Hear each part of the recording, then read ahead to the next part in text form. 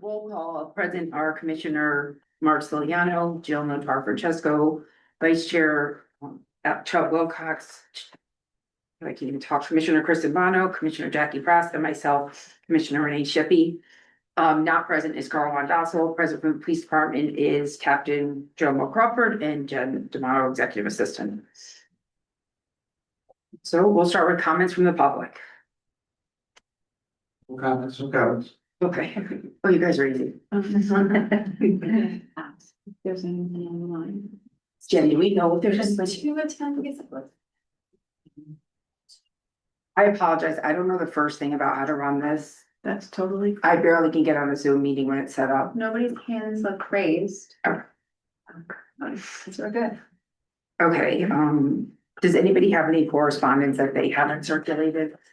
No. Okay, no. No, thank you. Captain Crawford, do you have anything? Okay. Moving on. I entertain a motion to accept the minutes from the regular meeting of where May 18, 2026. So moved. A second. Any discussion? All those in favor? Aye. Opposed? Abstentions? I'll abstain since I wasn't here. Okay. Fair. Okay, Captain Crawford, we'll move on to executive reports. I know for the fiscal year 25-26 budget, we don't have paperwork for that because Jen reminded me that we don't usually get it in June because it's gonna be the end of the year. So wherever you want to start and however you want to do that. So I'm talking about the budget, the 26-27 budget that's been approved. So that's the news in that. We talk about personnel matters. Where our police officer candidate, the recent one that you guys were going to get to take a look at, that individual withdrew from the process, went to another police department. This month, we recently certified 2 additional dispatchers. We're currently working now. One of our dispatchers did resign, and that leaves us with 2 vacant slots out of 9 positions. We do plan on going live with the Hero Scheduling, the app that we've been working on for a while. Maybe perhaps next month we'll be able to do a demo. Thank you. Right, Chairman Shippey, I'm sure the chief spoke with you in reference to this state's attorney's cold case Yes. unit, yeah. So that's I think it's a good resource for us and for us to have a good partnership with the state's attorney's office there.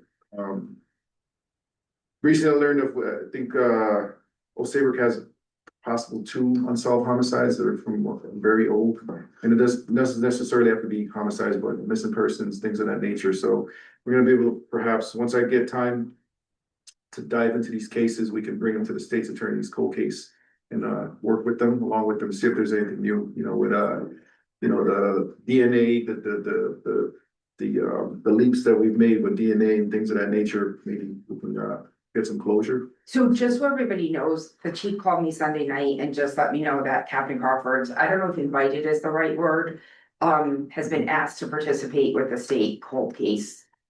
What do you call it? Organization? It's the state's attorney, Pat Griffin. He's the head state's attorney of the state. He was just recently reappointed. We have a relationship through years when he was the state's attorney, head state's attorney now, Part A, New Haven. We worked cases together, and another gentleman, a very good trial prosecutor, trial attorney, Seth Gabarsky. And they asked to see if I can join. And that's not going to take away from my duties here, obviously. But I think it's good to have resources, and it's the state's attorney. I mean, he's very helpful. Yes. Right. So I think it's a good partnership for us. Congratulations. Yeah, on thank that. you. Thank you. That's awesome. To me, that's a very big deal. Yeah. Yes, to me it is, sir. A quick question, how old are these old cases from Old Saybrook? I went to the Troop F's and Shoreline breakfast the other day, earlier this week, and I believe the gentleman was a retired detective sergeant, said maybe one from the 80s. Oh, it's probably Julian Miller, Or I don't recall. the young woman that was missing. And they just never never found anything. That's probably one of them. There's, well, with one of, there are two, and I have not been able to dive into them as of yet, but that is my plan. This one of the few more months to try to learn my job, right? Yeah. Right. And I would branch out, but that is the plan. I know they did, Chief Renofrio did, say that he wanted a bicycle unit details for the beach associations and just around town, and, he said, we've been putting out, I think, 2 officers a shift, for a couple hours. He's been getting a lot of positive, public feedback on that, so I guess people are appreciative of it. The professional development. Oh, quick question on the bicycle. Can they catch up with a runaway golf cart? Oh, it depends how in shape they're, I don't know. But, Probably not even with a car. maybe, is it downhill? I don't know. So onto professional development, we have, about approximately 3 to 4 EMT classes left. And our officers, it should be complete. This is perhaps the end of July or early August. As far as recertification, 9 officers currently have, several, post, university. Doing, sir, post university, courses, assigned. So they'll take them throughout the year. And, that'll get them to their certification.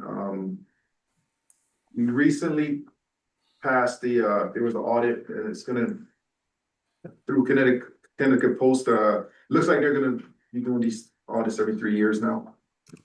I believe, hope I'm not misspeaking, but I believe it used to be, at random. But we were able to pass ours, file and train and file a record, so we're good to go. Community events, we had the late May, we had the Autism Blue Bridge training, which I attended, and it was very successful in my opinion.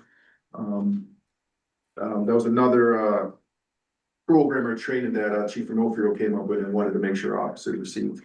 And, I tell you, this is my second time actually getting the training, or I got it in Hamden, and this tells the details of how to deal with, someone on the spectrum, and, just even know what stimming is, right?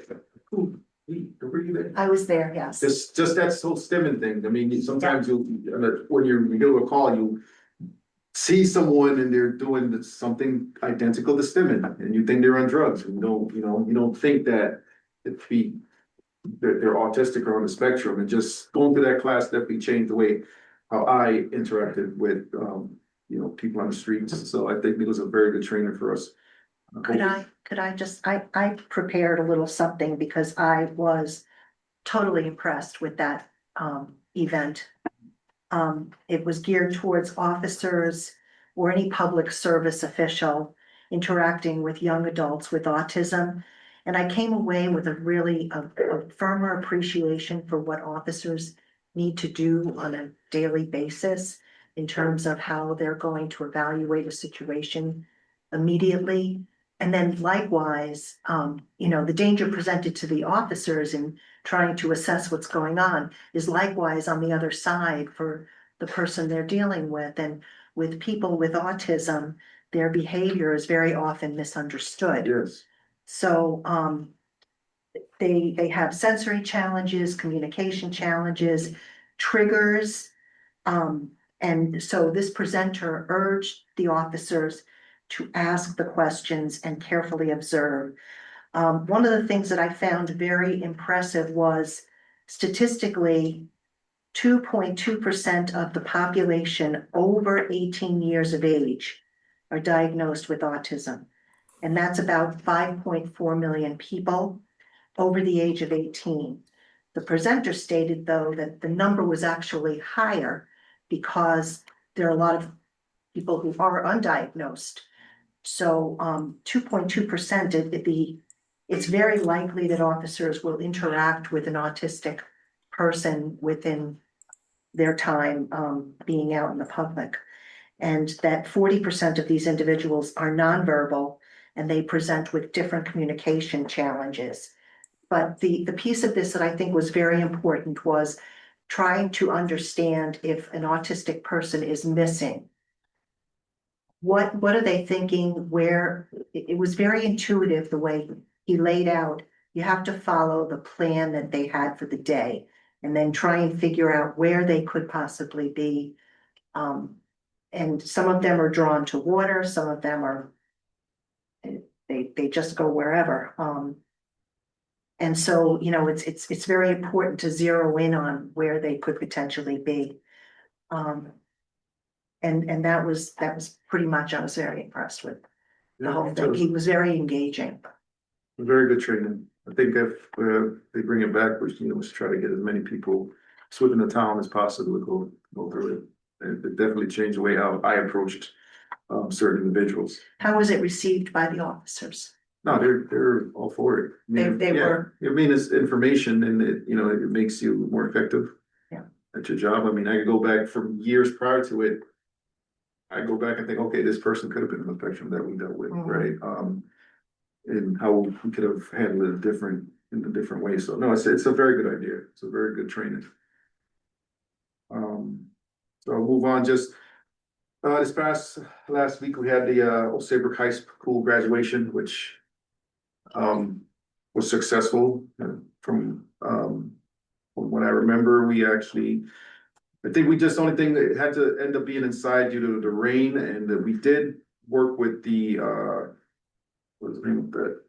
And, the company on Dowling Road there, the Ocean State Job Lots, instead of starting the parade, where they stood by at the one, we kind of had them all parked in the parking lot to avoid traffic on the post road. So once the ceremony was complete, they just the traffic got them out. So hopefully that helped with, not making anyone too upset with traffic on the post road. This coming Saturday will be assisting the Middletown PD on with their firework event. Also, obviously, this Sunday, the 28th, we'll be holding our Celebrate Saybrook event with the drone show. So that's coming up. I'm sure we'll see everyone there. I'll be there. I guess July 3rd through the 5th, it'll be National Voting Under the Influence Awareness and Enforcement Campaign. Well, multiple law enforcement agencies will have high visibility on the Connecticut waters for the weekend. Fleet. We have 3 patrol vehicles currently being built and a total of 6 on order. So if we look at the monthly stats, there's still a drop in their activity, which I'm looking over the last few months. We still think it's due to the EMT schools training, right? Injuries, and officers taking vacation time, et cetera. But however, we're still working on a way to just kind of get those numbers up a little, because if you see the downward trend, is kind of I'm not too happy with that. So we'll try to see if we can bring those numbers back up, right? Yeah, yes. I just want to give some feedback to you and Chief. The new way of presenting the information in the activity report is so much more informative. Or at least to me, it's so much more useful to have the the new categories. Okay. And to have the breakdowns of infractions per day, Yeah. that was a surprise to me. Who would have thought Thursday night? Was it? Yeah. It's Very the accident. Yeah. And the other thing I just wanted to suggest is we have the gross numbers of traffic accidents involving personal injuries. Yeah. What we don't have is what streets or areas they Same are. ones. And that, it would just be interesting to me to know, is that pretty much tracking the volume of traffic, or is it pretty much tracking particularly Yeah. hazardous intersections, or? I mean, if you see that the main, I believe, is Post Road, right? Because that's where most the volume. Sure, that's where most of the traffic is by Yeah, far. Yeah.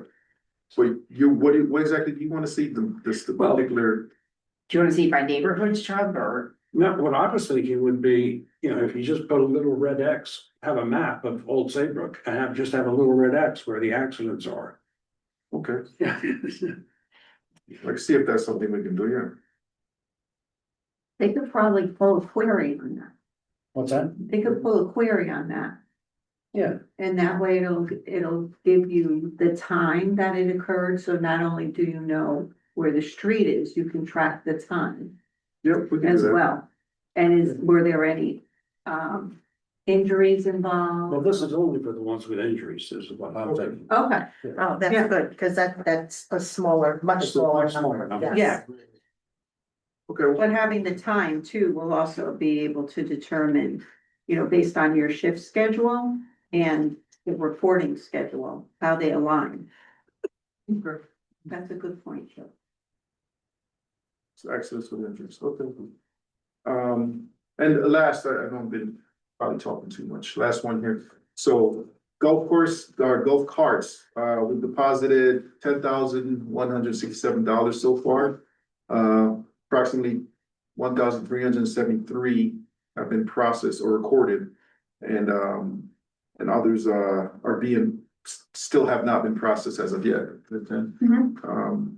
And we accept renewals all year long, it's a rolling process. Can I just circle back on a couple things? We jumped over all Yeah. budget accounts. Did anybody, I know Jill, you had a question about that donation. Jen, was there I any did more? last time, yeah. the donation. Sorry. I think it was the drivers. Is the dog on? Oh, yes, the canine. The yeah. $10,000 one, yes.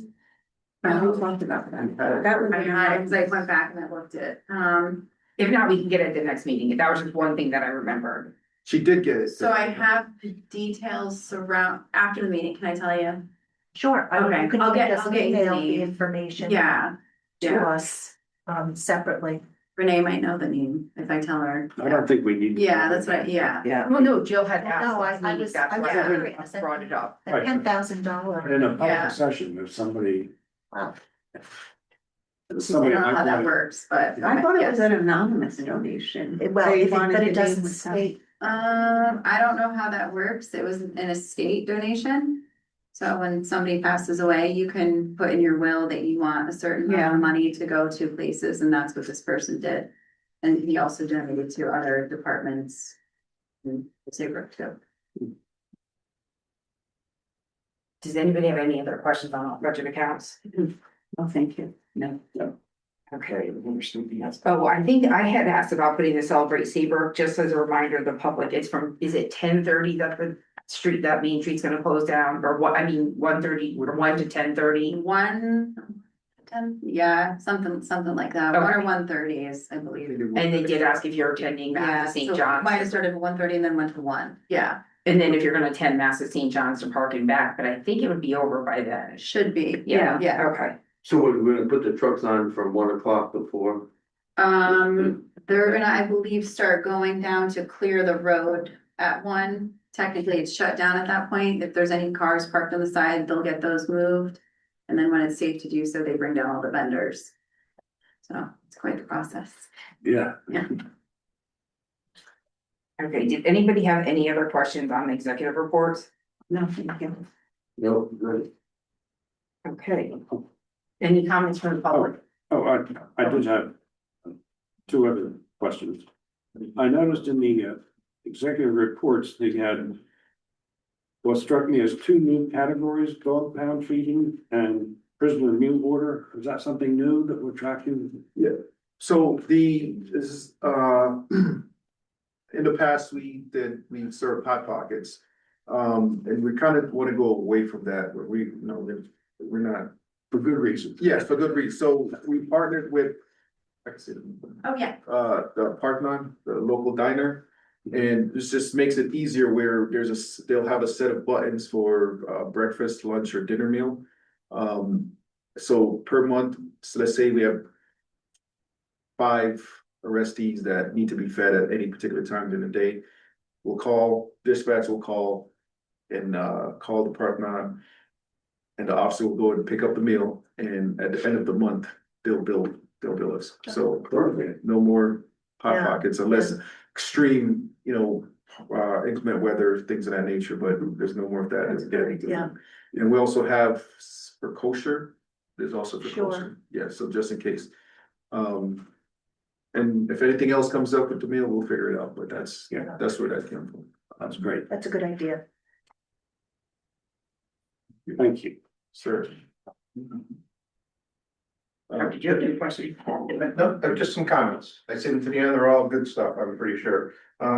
Yes, Terrence Steve. McGrath, Chalker Beach summer resident, and also the Chalker Beach Board, I'm a Chalker Beach Board of Governor, and security is my focus of it. So first, thanks to Jennifer for the last 3 or 4 years, anything I needed, always interacted with Jennifer, with Chief Barrett, and now with Chief Onofrio.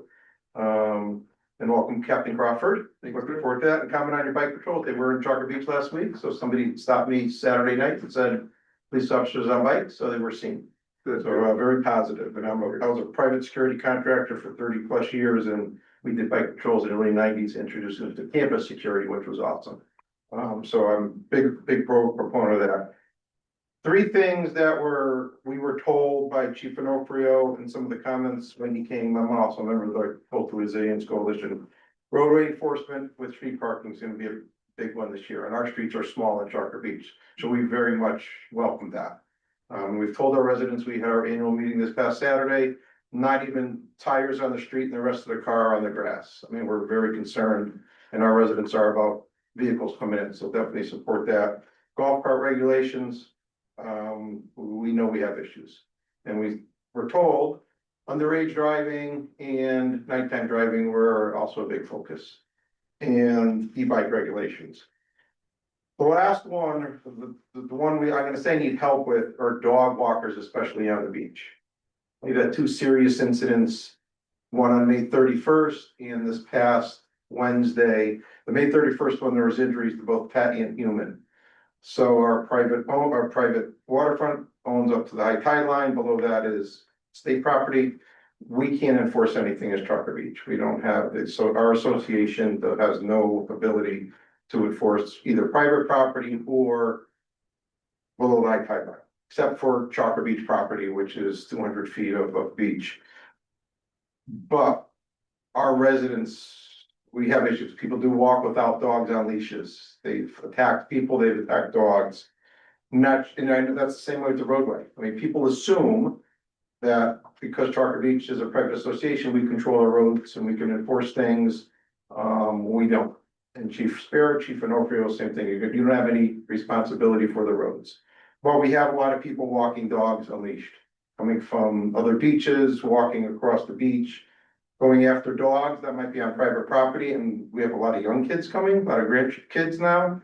And they're concerned about dogs walking unleashed along the waterway on technical state property below the high tide line, coming up onto their property, going after a dog that might be on their property leashed. So those are the things that are really a concern, and look for some help, especially the dog one. I spent an hour and a half Saturday night talking to a resident, and I'd like to just get 5 minutes of your time when we're done, just talk about a couple of specific ones, if we can, that doesn't need to hear. About one of the incidents, I don't know if we can have any help, any guidance, anything we can do. People always question, how come they can walk on leash, there's no leash law in Connecticut, no leash law in Old Saybrook. And, how come they can walk on a beach? And there is no restrictions, but they see Harvey's Beach and the town beach does have restrictions in the summer. That's not the case on private property. So whatever help you can offer on the dog part of it, we truly appreciate it. Thank you. And again, great job for the police department, and thanks Jennifer, and thanks to Chief Onofrio always. Can we just get your name? Sure, I'm sorry, Terrence, Terence, McGrath, McGrath. Again, Chalker Beach. I am a summer resident at Chalker Beach. I'm Since I sure, was 8 weeks old. I don't wanna speak for the chief, but I'm sure he'd probably like to have a meeting with you and Captain Crawford himself. I'm working with the chief on a FEMA project. Oh. So I've been communicating with him totally separate, through the Coastal Coalition, so I've we've been communicating, but if you can pass on Jennifer a few minutes of the, without it, absolutely. Thank you. Thank you. I'm sorry. Everybody has a cell phone, take pictures. They did it all. The police came. They called the police people to respond, but there's not much more we tell people, you just gotta call the police, but unfortunately, that's after the fact. That's been the issue, but people have cameras, I mean, we have all that covered, but it's always after the fact is when it's too late, I don't know if there's anything we can do. We, in our rules and regulations, we do recommend that all dogs should be leashed. We can say that, people want to say, why can't we say all dogs must be leashed? We can't say that, because We we used to have, have a leash law. Do we not have that anymore? That's what I don't I believe. don't wanna speak on it, I'm not sure. if it- yeah, my understanding is this was from Chief Spira, that the leash law only affects Old Saybrook owned property, which is Harvey's Beach and Town Beach, and your parks and rec facilities and all that. But not the roads, because they're public property, and not below the high tide line on the shoreline. That needs to be checked on Yeah, because that would be like walking out on Main Street and letting your dog just go. Last I knew we had a leash law. in this Okay, town. We can check. I've searched and, yeah, I don't, even did the old AI thing and couldn't find anything. Are there signs posted in Chalker Beach about that? Well, again, in Chalker Beach, we only own our 2 clubhouse properties and 200 feet of beach, the rest of it's private or public property. So we do on our On your side? own what the association owns, which is Tucker Road Clubhouse and the grass, our beach clubhouse and our parking lot and our beach. We have that, we can enforce those areas because we own it, Yeah. private property. Along the shoreline, that's private property and yes, technically state property. Thank you. Thank you very much. Is there any other public comment in the audience? Jen, do you know how to tell if there's somebody? Those are the 2 attendees. I don't see. No raised hands? No. Okay, comments from the captain. Sorry, it says chief. We'll make you the temporary chief today, What comments, I have more comments? if you have any. I know you do. I know, I think I am all set. Okay. Comments from commissioners. I'll start with you, Mark. If you'd Well- like to start there. I keep on getting a lot of questions about the golf carts and e-bikes. That people don't think we're doing enough in their area. And, some of the people called me at the gym. I was at the dump and somebody stopped me at the dump and asked me, and I said, well, I'll bring it up at the commission meeting. And, What are their concerns? that went up in Boston, that they see a lot of kids speeding on the e-bikes, driving the golf carts. And all you So can do, kids under 16, they're. yeah, no, you can't, hey, you can't tell people's ages anymore. Yeah. Vitamins and medicine keep everybody looking good. The sister company accepted. Commissioner, if you want we can, and that's another reason why we have the bicycle patrols out as well. Yeah. Certainly neighborhoods, if they see it, they should try to stop and engage, but if you can just tell your friends, if you will. If they see it, just give us a call and we'll check it out and, That's what I tell them. Yeah, just tell them to give us a call. Other than that, any more complaints? No. Well, we're out there and I think it's a good way for, like I said, the bicycle patrol to interact with the community and they're there, so if they see it, maybe it'll deter, maybe they can stop and educate and. Well, it makes you feel good when, like this gentleman said, they saw him, and that's really great. I think it was a chief's idea. It was a good, smart man. So his plan, it worked very well. So. Yes, Thank you. I'm all set, thank you. Just a quick question. If somebody's to call the police, everybody knows the number 911. People don't carry around the regular The number, non-emergency? right, non-emergency number. Do they both go to dispatch the same phone? Yes. Yes. And is there any reason that people can't just call 911 instead of calling the? Well, so just imagine if you're calling 911, every complaint is an important complaint, obviously. But let's say you have 10 traffic, golf cart phone calls, then you have a serious accident. So it kind of, it'll just jam the lines, I think, right? So that's why 911 is for emergencies. So you get right So through. we should keep it that way. Yes, I think we should.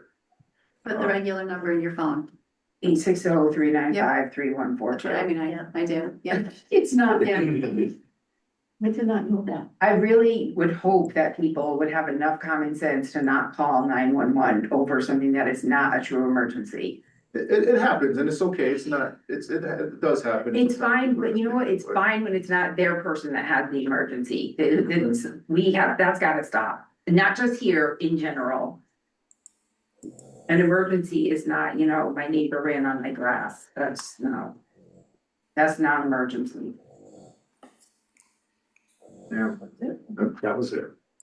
I'm all set today. Thank you, Catherine. I'm awesome, thank you. I just want to thank you very much for taking over tonight, and I hope your first month and a half is going well. It's, well, thanks to everyone, everyone here, again, Jen, all the officers and, just the town, it's beautiful. It's a very, smooth transitions for me so far. Okay, That's real good. That's good to hear. Thank you. Okay, I entertain a motion to adjourn, So move. Second. and I'm sure there's not any discussion. All those in favor? Aye. Opposed? Abstentions? Thank you, everybody.